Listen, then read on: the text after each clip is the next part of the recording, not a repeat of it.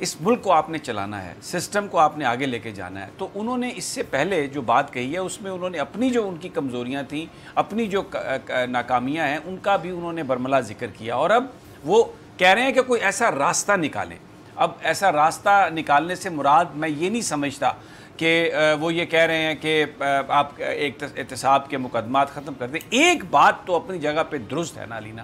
کہ بہت سارے لوگ جو حکومت کا حصہ ہیں ان پر بھی چارجز ہیں، لیکن ان کو کوئی نہیں پکڑ رہا، لیکن اس کے مقابلے میں اپوزیشن کے لوگ جو ہیں وہ زیادہ پکڑے جا رہے ہیں۔ تو جو انصاف کہتے ہیں نا کہ انصاف صرف ہونا ہی ضروری نہیں، انصاف ہوتا ہوا نظر بھی آئے، تو یہ گورنمنٹ کا فرض ہے اس موقع پر کہ وہ جو ایک اعتراضات ہیں کہ جس میں یہ بات ہے جی کہ صرف اپوزیشن کو پکڑا جاتا ہے، یہ کوئی اس طرح کا ضرور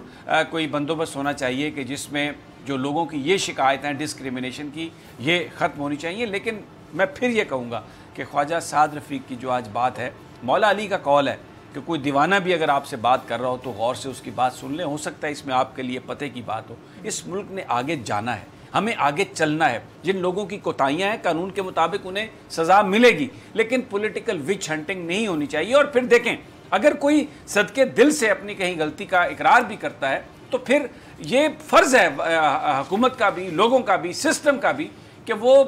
جو بھی